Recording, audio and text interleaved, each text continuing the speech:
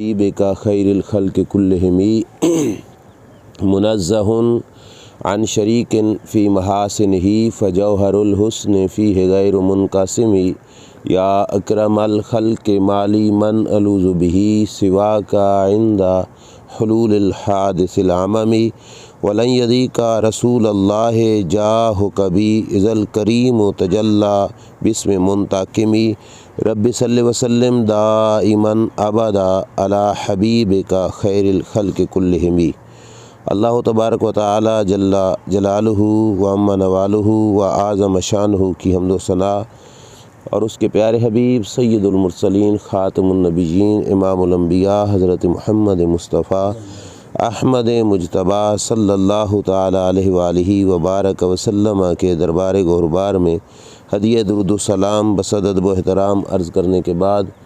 معزز سامعین السلام علیکم ورحمۃ اللہ وبرکاتہ۔ رب کریم کے فضل و توفیق سے اور اس کے محبوب کریم علیہ السلام کے احسان اور کرم کے صدقے فہم دین کورس کے چوتھے سبق میں ہمیں حاضری کی سعادت نصیب ہو رہی ہے۔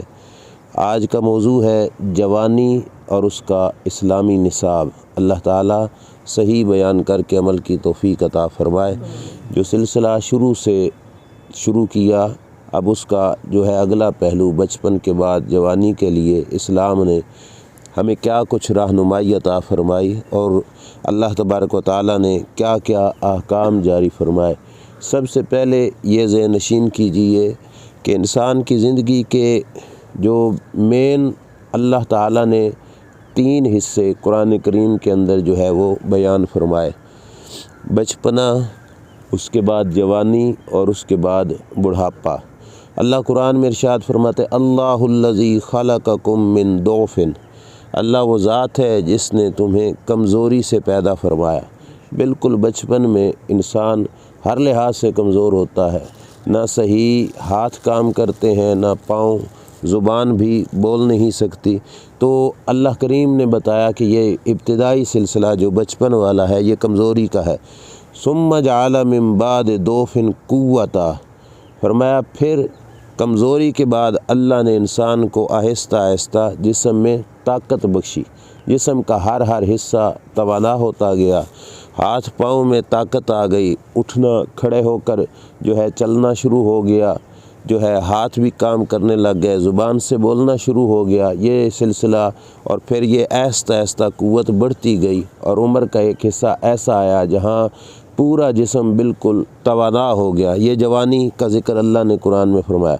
آگے فرمایا ثم جعل من بعد قوة ضعفا وشیبا، فرمایا اس قوت کے بعد اللہ نے ایک تیسرا پیریڈ رکھا ہے کمزوری والا، دوبارہ پھر جسم کے حصے کمزور ہونے شروع ہو گئے۔ اللہ نے اسے کمزوری بھی کہا، شیبہ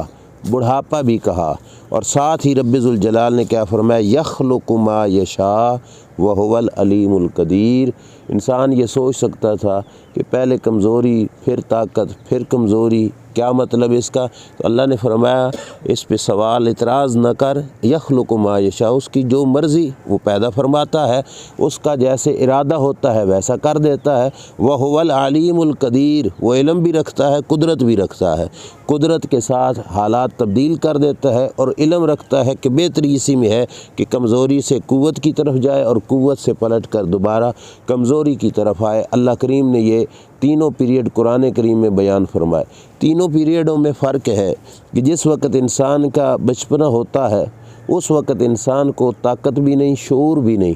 سمجھ بھی نہیں کیا کرنا ہے کیا نہیں کرنا۔ جس وقت بڑھاپا ہے اس وقت شعور ہے لیکن طاقت نہیں۔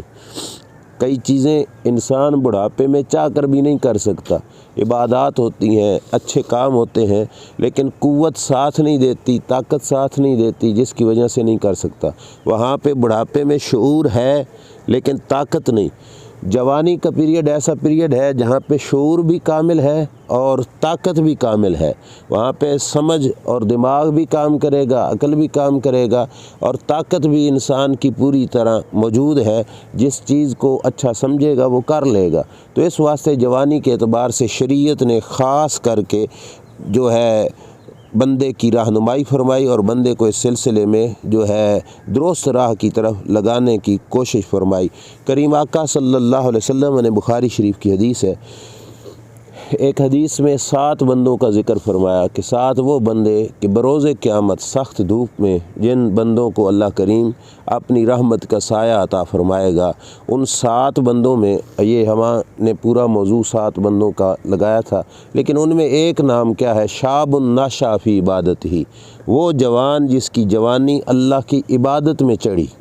کہ ادھر سے جوانی چڑھ رہا تھا تو اس کی اللہ کی عبادت کر رہا تھا، جو جوانی کبھی ہو رہی تھی تو اس کا اللہ کی یاد اس کے دل میں کبھی ہو رہی تھی۔ فرمایا یہ جوان جس نے جوانی کی اس حالت میں بھی اللہ تبارک و تعالیٰ کی ذات کی طرف توجہ کی، فرمایا یہ شخص اللہ تبارک و تعالیٰ کے ہاں اتنا معزز و مکرم ہے کہ بروز قیامت جب کسی کو سایہ نہیں ملے گا، یہ ان 7 خوش نصیب بندوں میں ہوگا جن کو اللہ کریم اپنی رحمت کا سایہ عطا فرمائے گا۔ اور قوت القلوب کے اندر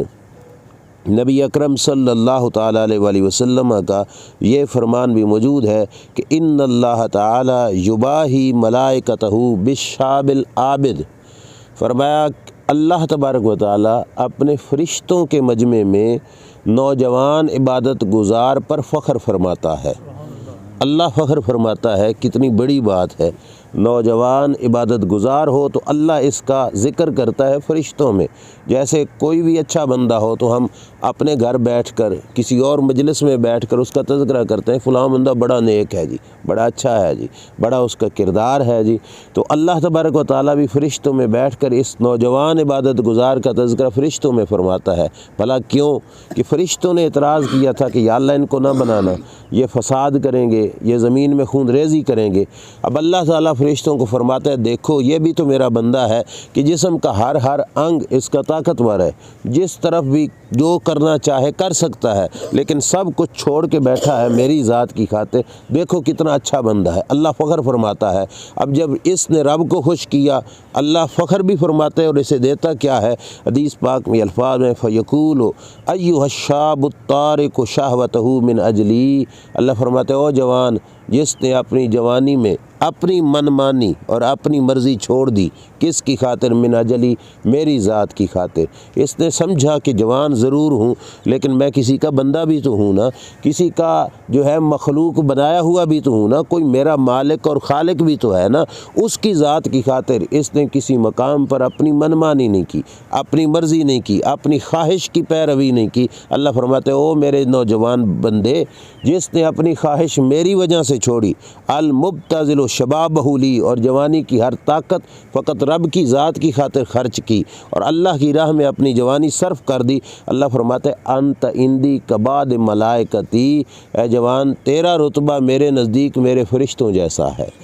یہ اللہ کریم اپنے بندے سے فرماتا ہے انت عندی کبعض ملائکتی، تیرا رتبہ میرے ہاں میرے فرشتوں جیسا ہے کہ تو انسان ہو کر، خاکی ہو کر اور مخلوق کا وہ فرد ہو کر کہ جس کو مٹی سے بنایا گیا، تیرا رتبہ میرے ہاں بعض نوریوں جیسا ہے کہ جن کو اللہ تبارک و تعالیٰ نے نوری مخلوق بنایا ہے، کہ تو اس حالت میں بھی جا کر اپنا کردار ان نوریوں جیسا رکھتا ہے۔ تو جوانی میں اپنے آپ کو قابو میں رکھنا یہ بہت بڑی بات ہے۔ حدیث پاک کے الفاظ ہیں، میرے آقا صلی اللہ تعالیٰ علیہ وآلہ وسلم نے فرمایا ان اللہ تعالیٰ یحب الشاب التائب، اللہ تعالیٰ نوجوان توبہ کرنے والے کو پسند فرماتا ہے، کہ جس نے جوانی میں توبہ کر لی اللہ تعالیٰ اسے پسند فرماتا ہے۔ اور فرمایا ما من شیء احب الی اللہ من شاب طائب، کائنات کی کوئی چیز بھی رب کو اتنی پیاری نہیں لگتی جتنی جوانی کی توبہ اللہ کو پیاری لگتی ہے۔ اب دیکھو کتنی بڑی بات ہے کہ اس وقت جو تائب ہو گیا۔ اب ایک اور بات بھی کل کے موضوع میں بھی یہ حصہ میں نے عرض کیا تھا کہ یہاں پہ صرف لفظ نہیں کہ جو نیک کرنے والا، تائب ذکر کیا گیا، غلطی ہو جاتی ہے، لیکن اس جوانی کے پیریڈ میں بھی اس نے غلطی کا احساس کیا اور احساس کر کے تائب ہو گیا، تو اللہ تعالیٰ کو یہ جوان بڑا پیارا لگتا ہے۔ اور میں یہ کہوں تو غلط نہیں ہوگا کہ شاید ماں کو وہ بیٹا اتنا پیارا نہ لگتا ہو جتنا رب کو اپنا وہ بندہ پیارا لگتا ہے، اور ماں اپنا پیار اس بچے کو اتنا نہ دے سکتی ہو جتنا اللہ اپنا پیار اپنے اس بندے کو عطا فرماتا ہے۔ تو فرمایا کہ جو جوان جوانی میں توبہ کر کے اللہ کی طرف چل پڑا، رجوع اس نے اللہ کی طرف کر لیا، یہ جوان اللہ تبارک و تعالیٰ کو بہت زیادہ پیارا لگتا ہے۔ قرآن مجید کے اندر جوانوں کے اعتبار سے کچھ نصیحتیں ہیں جو حضرت لقمان رضی اللہ تعالیٰ عنہ نے اپنے بیٹے کو فرمائیں۔ جب بیٹا بچپنے سے جوانی کی طرف جا رہا تھا اور جوانی کا سٹارٹ تھا، تو انہوں نے بڑی پیاری پیاری نصیحتیں اپنے بیٹے کو فرمائیں۔ سب سے پہلے انہوں نے برائی سے منع کرتے ہوئے کہا، یا بنی انہا ان تک مثقال حبۃ من خردل فتکن فی صحرا او فی السماوات او فی الارض یات بہ اللہ، اے بیٹے کہ اگر تو رائی کے ایک دانے کے برابر بھی گناہ کرے گا، کسی چٹانوں میں چھپ کر، زمین و آسمان کے کسی کونے میں بھی چھپ کر اگر کرے گا، تو یہ یقین رکھ لینا کہ بروز قیامت اللہ تیری اس برائی کو نکال کے لے آئے گا۔ مطلب اس کے علم سے باہر نہیں، وہ جانتا ہے کہ تو نے کیا کچھ کیا ہے۔ یہ جوانی کے آغاز میں اپنے بیٹے کو، بچے کو نصیحت کر رہے ہیں حضرت لقمان، اور آگے کیا فرمایا، یا بنی اقم الصلاۃ، اے میرے بیٹے نماز قائم کرنا، نماز کی پابندی کرنا، وامر بالمعروف، اور نیکی کا کہتے رہنا، ونہا عن المنکر، برائی سے منع کرنا، وصبر علی ما اصابک، اور اگر کہیں کوئی اوکھا ہونا پڑے تو اس پہ صبر کر لینا، اللہ کی طرف سے دکھ پہنچے تو اس پہ صبر کر دے، ان ذالک من عزم الامور، مشکل پر صبر کرنا یہ بڑے لوگوں کا کام ہے، یہ بھی سمجھایا۔ اور آگے اپنے بیٹے کو کہا، یہ خاص کر کے جس وقت انسان جوانی کے پیریڈ میں ہوتا ہے، یہ کمزوری انسان کے اندر آ جاتی ہے کہ انسان دوسروں کو گھٹیا سمجھنا شروع کر دیتا ہے، اور دوسروں کے حوالے سے انسان کا مزاج جو ہے اور سا ہو جاتا ہے۔ اللہ کے محبوب اللہ تعالیٰ نے قرآن میں جس نصیحت کو نقل فرمایا وہ یہ ہے کہ حضرت لقمان نصیحت کرتے ہوئے کہنے لگے، لا تصہر خدک للناس، بیٹے اپنا منہ کسی کے سامنے بگاڑنا نہیں، بگاڑ کر کسی کے سامنے اپنا چہرہ ظاہر کرنا کہ اس کو گھٹیا سمجھنا، فرمایا بیٹے ایسا نہ کرنا، وہ بھی اللہ کی مخلوق ہے، تو بھی اللہ کا بندہ ہے، کسی کو گھٹیا سمجھو گے تو ہو سکتا ہے پتہ نہیں مالک کے دربار میں کون بلند تر مقام جو ہے وہ پا جائے گا۔ رسالہ کشیریہ کے اندر ایک بات موجود ہے، وہ میں آپ کے سامنے عرض کرتا چلوں۔ امام ابو علی دقاق فرماتے ہیں کہ ابو عمر کندی ایک دن گلی سے گزر رہے تھے، یہ بھی جوان کی بات ہے بڑی پیاری، وہ گلی سے گزر رہے تھے تو انہوں نے دیکھا کہ محلے کے سارے لوگ ایک جوان کے پیچھے لگے ہوئے، اور جوان کے پیچھے لگ کر اس کو پکڑ کر اس کو کہتے تو ہمارے محلے سے نکل جا۔ اب سارا علاقہ، ساری کلونی ٹاؤن مل کر وہ اس جوان کو محلے سے نکالنے کی کوشش کر رہے تھے۔ فرماتے ہیں یہ گزرے تھے، وہ امراتن تب کی، ایک سائڈ پر ایک بوڑھی خاتون بیچاری آنکھیں مل مل کے نہ رو رہی تھی۔ انہوں نے جا کے پوچھا لوگوں سے کہ یہ خاتون رونے والی کون ہے؟ تو لوگوں نے بتایا کہ یہ بچہ بڑا بد کردار ہے، بہت برا ہے، بہت جو ہے غلط عمل ہے اس کے، تو ہم اسے محلے سے نکالنا چاہتے ہیں، اور یہ ہے اس کی ماں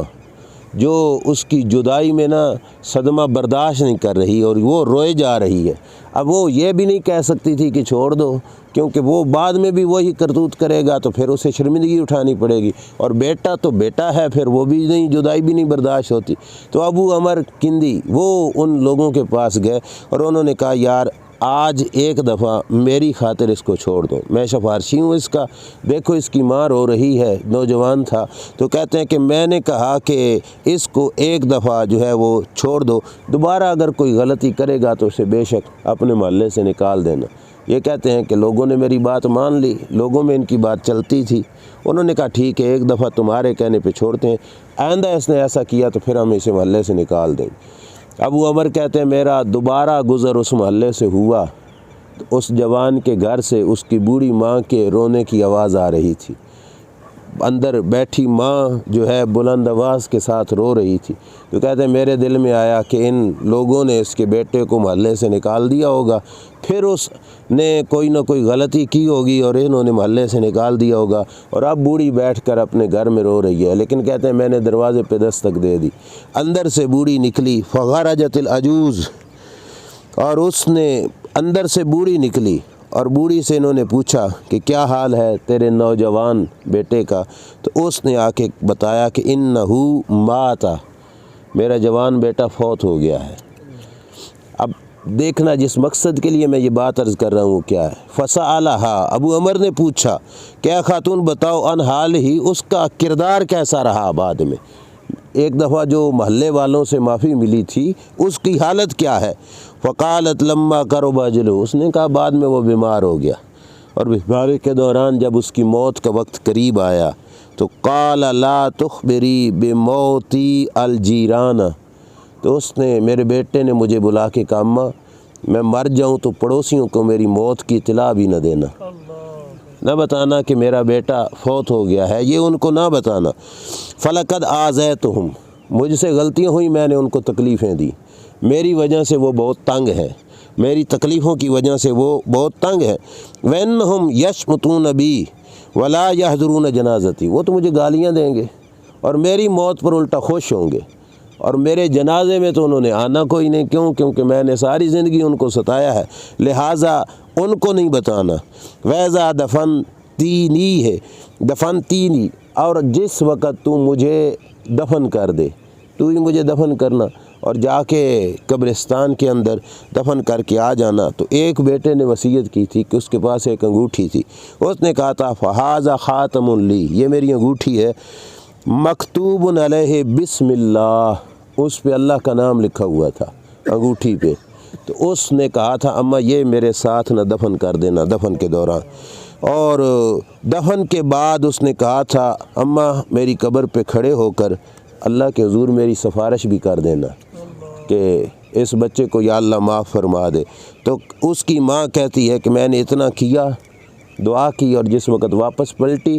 تو میرے بیٹے کی قبر سے جو آواز آئی وہ کیا تھی، اس نے کہا انصرفی یا اماں فقد قدمت علی رب کریم، اماں چلی جا، میں جس کے پاس آیا ہوں وہ تو تجھ سے بھی زیادہ کریم نکلا ہے۔ اب یہ دیکھو کہ اہل علاقہ نے کیا سمجھا، اور لوگوں کے دکھ جھیل کر جو ہے لوگوں نے اس سے چہرے بگاڑے، لوگوں نے اس کو برا سمجھا، اور ان کے اس عمل کی وجہ سے رب نے اس کی بخشش فرما دی کہ لوگ اس کو گھٹیا برا سمجھتے رہے۔ اس واسطے جو ہے جو جوانی میں پہلی نصیحت وہ فرمائی وہ یہ ہے کہ لا تصائر خدک للناس، جوان کسی کے سامنے اپنے چہرے کو نہیں بگاڑنا، ولا تمشی فی الارض مرحا، اور زمین پہ اکڑ کے نہیں چلنا، اللہ کی بنائی ہوئی ہے یہ کائنات، اللہ کی کائنات، اور زمین پہ اکڑ کے نہیں چلنا۔ ان اللہ لا يحب كل مختال فخور، اللہ تبارک و تعالی کسی غرور مغرور شخص کو اللہ نہیں پسند فرماتا، اللہ کے دربار میں عاجزی پسند ہے، آکڑ نہیں پسند اس کے دربار میں۔ یہ نصیحت حضرت لقمان اپنے بیٹے کو کر رہے تھے، اور آگے کہا وقصد فی مشیے کا، بیٹے زمین پہ چلنا تو درمیانی چال چلنا، نہ بہت آہستہ کہ کوئی سمجھے کہ یہ تو بالکل ہی مریل ہے، تو نہ بہت تیز کہ تاکہ کوئی سمجھے کہ یہ تو بڑا اکڑ کے چل رہا ہے۔ وقصد فی مشیے کا، درمیانی چال چلنا۔ واغضض من صوتک، کسی کو بلانا تو آرام سے ساتھ، نرم آواز کے ساتھ، اپنی آواز کو نرم رکھنا۔ ان انکر الاصوات لصوت الحمیر، فرمایا بری آواز تو گدھے کی آواز ہوتی ہے، بلند ضرور ہوتی ہے لیکن کانوں کو بھاتی نہیں ہے۔ تو نے آواز نکالنی ہے تو اپنی آواز کو درمیانہ رکھنا، برا نہیں رکھنا۔ تو یہ نصیحت حضرت لقمان جو ہے وہ اپنے بیٹے کو، جس وقت وہ جوانی کی طرف جا رہا تھا تو انہوں نے اپنے بیٹے کو فرمائی۔ اب سنیے روایت ترمذی شریف کی، میرے نبی علیہ الصلوۃ والسلام ایک نوجوان صحابی تھے، بیمار ہو گئے، اللہ کے رسول صلی اللہ تعالیٰ علیہ وآلہ وسلم ان کی عیادت کرنے ان کے گھر گئے۔ اب جوانی کی عمر تھی اور بیماری کے عالم میں تھے، جب رسول اللہ گھر میں داخل ہوئے تو حالت یہ تھی وَهُوَ فِي الْمَوْتِ، بس جوان کی موت کی گھڑیاں بالکل قریب آ چکی تھی۔ قسمت اس نوجوان کی جس کے پاس اس لمحے اللہ کے رسول بیٹھے تھے اور سرکار دو عالم صلی اللہ علیہ وسلم پاس جا کر بیٹھے۔ حضور علیہ الصلوۃ والسلام نے پوچھا، یہ بھی اس کی قسمت، کسی کا حال کوئی پوچھتا ہے، اور اس غلام کی حال کو اللہ کے محبوب علیہ السلام دریافت فرما رہے ہیں۔ جا کے پوچھا، اے نوجوان کیف تجدک، کیا حال ہے تیرا؟ اب جوان کا جواب سننا، یہ حدیث اسی مقصد کی خاطر پیش کر رہا ہوں کہ ہمارا یہ مزاج ہر وقت ہونا چاہیے، موت کسی وقت بھی آ سکتی ہے، اور اس مزاج پر اللہ کے رسول نے انعام بھی کیا بتایا کہ جب سرکار نے پوچھا نا اس حالت میں کہ کیا حال ہے، اب موت سامنے ہو اور گھڑیاں بالکل ہی موت کی ہوں، تو نوجوان کا مزاج دیکھو کیا ہے۔ یہ تربیت تھی رسول اللہ صلی اللہ علیہ وسلم کی۔ نوجوان آگے سے عرض کرنے لگے، یا رسول اللہ ارجو اللہ و انی اخاف ذنوبی، یا رسول اللہ، اللہ سے امید بھی بڑی ہے، اللہ سے امید بھی بڑی ہے، لیکن اپنے گناہوں کی وجہ سے ڈر بھی لگتا ہے۔ اب دونوں چیزیں کٹھی، گناہ گار ہوں، ڈرتا بھی ہوں، ڈر لگتا ہے، آکڑ نہیں، ڈرتا ہوں، لیکن امید بھی بڑی ہے کہ کسی کریم کے دربار میں جا رہا ہوں۔ دونوں چیزیں جمع، امید بھی اور خوف بھی۔ یہ عرض کیا جب اس جوان نے، اور اس جوان کا انداز بھی دیکھو کہ حال پوچھا گیا تو جواب انہوں نے کس حالت کا دیا، یا رسول اس حالت میں، کیونکہ سفر رب کی طرف ہو رہا ہے، ادھر جا رہا ہو تو امید ہے کہ اللہ معاف کرے گا، لیکن ڈر لگتا ہے کہ گناہ گار بھی تو ہوں۔ میرے نبی علیہ الصلوۃ والسلام نے کیا فرمایا؟ یہ حضور کی بہت پیاری عادت شریف ہے کہ بات ایک جگہ کی ہوتی ہے، جو انعام ہوتا ہے وہ ساری امت کو بیان فرما دیتے ہیں۔ اب بات اس کی گھر کی تھی اور اس کا انداز تھا، تو یہ نہیں فرمایا کہ تجھے یہ ملے گا۔ میرے نبی علیہ السلام نے فرمایا، لا یجتمعان فی قلب عبد فی مثل ھذا الموطن الا آتاہ اللہ ما یرجو وآمنہ مما یخاف۔ اے میرے غلام، میرے جس امتی کو اپنی زندگی کے اس لمحے میں، جہاں پہ تو پڑا ہے کہ موت بالکل قریب ہے، اسے یہ دو چیزیں نصیب ہو گئیں کہ امید بھی ہے اور گناہوں کا خوف بھی ہے۔ فرمایا میں گارنٹی دیتا ہوں اللہ اس کی امید پوری فرمائے گا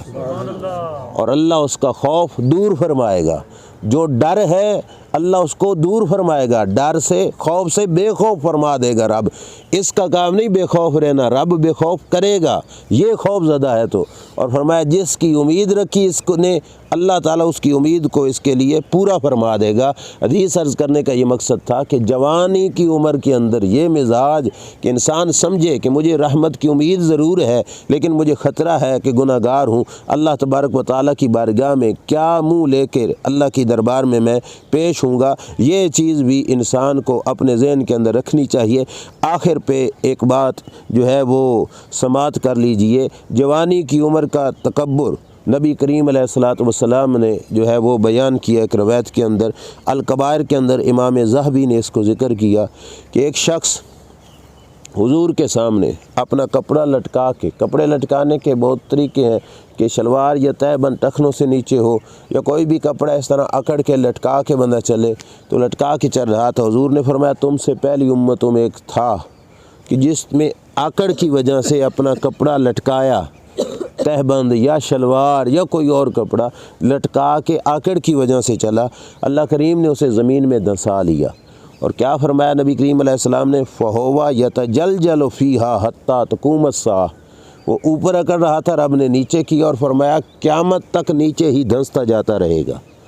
یہ اللہ کریم نے اسے سزا بخشی کہ جس نے اوپر ہونے کی کوشش کی اسے نیچا کیا، اور رب کا یہ کرم ہوتا ہے کہ جو نیچے ہوتا ہے پھر رب اس کو اوپر کر دیتا ہے، اس کی شان کو بلند فرماتا ہے۔ اور آخری روایت امام الانبیاء صلی اللہ تعالیٰ علیہ وآلہ وسلم کی امت کے جو ہے وہ بزرگ، انہوں نے اس حوالے سے، نوجوانوں کے حوالے سے اس چیز کو بیان فرمایا کہ جس وقت نوجوان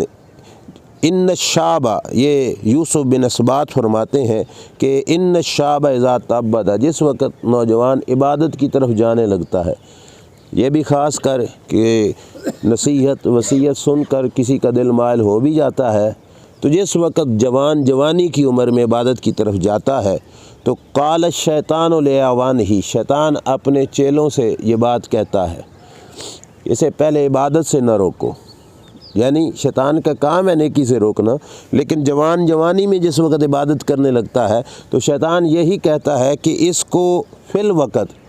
اسے عبادت سے نہ روکو کہ یہ عبادت نہ کرے۔ یہ کہا کہ اس وقت شیطان کہتا ہے کہ انظروا من این مطعمہ، سب سے پہلے اس چیز کی طرف نگاہ کرو کہ یہ عمر کے حصے میں کھا کہاں سے رہا ہے، اس کے رزق کا معاملہ کہاں سے ہے۔ این مطعمہ، کھاتا کون سی غذا ہے۔ فإن کان مطعم سوء، اگر تو یہ حرام کھاتا ہے اور ساتھ عبادت کی طرف جا رہا ہے تو شیطان اپنے چیلوں سے کہتا ہے دعوہ، پھر اسے عبادت سے نہ روکو، کرنے دو عبادت، جتنی مرضی کر لے۔ کیوں؟ کہتا ہے فإنہ یتعب ویجتہد کفاکم نفسہ، صرف اس نے عبادت کر کے اوکھا ہی ہونا ہے، اپنے بدن کو تھکانا ہے، تو کفاؤ نفسہ، تمہیں روکنے کی کوئی ضرورت نہیں، اس کا نفس اسے خود ہی منع کر دے گا کہ اسے برائی کی طرف یا اس کی ہوئی نیکی قبول نہیں ہونے لگی۔ کیونکہ اس کا جو کھانا ہے وہ حرام کا ہے۔ جوانی کی عمر میں طاقت ہے، کسی سے چھین لیا، کسی سے زبردستی لے لیا، کسی کے داؤ پیچ لگا دیا، کسی کے ساتھ کوئی معاملہ اختیار کر لیا، لیکن بتایا جا رہا ہے کہ عبادت کی طرف بھی اگر ذہن چلا جائے تو اس جوان کو عبادت سے شیطان نہیں روکے گا۔ اب ہمارا دھوکہ ہوتا ہے کہ کئی دفعہ ہم سمجھتے ہیں میاں میں تو کھل کر عبادت کر رہا ہوں، مجھے تو کوئی روک ٹوک نہیں ہے، میں آرام کے ساتھ عبادت کرتا ہوں یا کر رہا ہوں تو مجھے کوئی کسی قسم کی پریشانی نہیں ہے، لیکن اللہ تبارک و تعالیٰ دیکھ رہا ہے کہ شیطان اسے عبادت کی راہ کی طرف کیوں جانے دے رہا ہے۔ شیطان کو پتہ ہے کہ صرف تھکے گا، اوکھا ہوگا، فائدہ تو اس کو کوئی نہیں ہوا نا۔ وہ کہتا ہے ان اجہادہ ما اکل الحرام لا ینفعہ، شیطان کہتا ہے کہ اس کا اپنے آپ کو عبادت میں اوکھا کرنا رزق حرام کی وجہ سے اسے کوئی فائدہ نہیں دے گا، کر لے جتنی عبادت، چونکہ اس کا رزق حرام کا ہے تو اس وقت اس کو کوئی فائدہ نہیں ہوگا۔ میرے کریم آقا صلی اللہ تعالیٰ علیہ وسلم کی حدیث، یہ وہ بزرگوں کا فتویٰ تھا، اب اس پر حدیث سنا کے میں بات ختم کروں گا کہ نبی کریم علیہ السلام سے ایک بار مسئلہ پوچھا گیا، یا رسول اللہ صلی اللہ علیہ وسلم جو ہے اس شخص کے بارے میں بتائیے کہ جس شخص کا کھانا حرام کا، لباس حرام کا اور اس کا پینا بھی حرام کا، اس کی غذا بھی حرام کی، تو اس شخص کا کیا حکم ہے؟ نبی کریم علیہ السلام نے فرمایا وہ جہاں پہ بھی ہو اللہ تبارک و تعالیٰ اس کی دعا کو قبول نہیں فرمائے گا۔ اب دیکھو نا، اس نے جتنی عاجزی کی، جتنی تواضع کی، چاہے بے شک کعبے میں چلا جائے، چاہے کعبے کے پردوں کو پکڑ لے، چاہے مسجد نبوی کے دروازوں کی دہلیز پہ کھڑا ہو کے کہتا رہے، اب جس وقت غذا حرام کی ہوئی تو وہاں پہ بھی دعا قبول نہیں ہونے لگی۔ تو جوانی کی عمر کے اندر جس وقت انسان خیر کی طرف جانے لگے تو یہ محنت ساری کی رائے گاہ نہ چلی جائے، تو پہلا انسان کو یہ چیز اپنے اوپر جو ہے نظر رکھنی چاہیے کہ میرا کھانا، میری غذا کون سی ہے۔ تو رزق حرام سے بچنا یہ بھی جوانی کی عمر میں، ساری عمر میں ضروری ہے، لیکن چونکہ پیریڈ یہ بہت اہم ہے تو اس سلسلے میں اس کی طرف خصوصی توجہ دینی چاہیے تاکہ انسان کی ہوئی عبادت وہ ضائع نہ ہو جائے۔ اللہ تبارک و تعالیٰ جل شانہ کی بارگاہ میں دعا ہے، رب ذوالجلال جل شانہ آپ کو، مجھے، ہم سب کو عمل کی توفیق عطا فرمائے۔ وآخر دعوایا ان الحمد للہ رب العالمین۔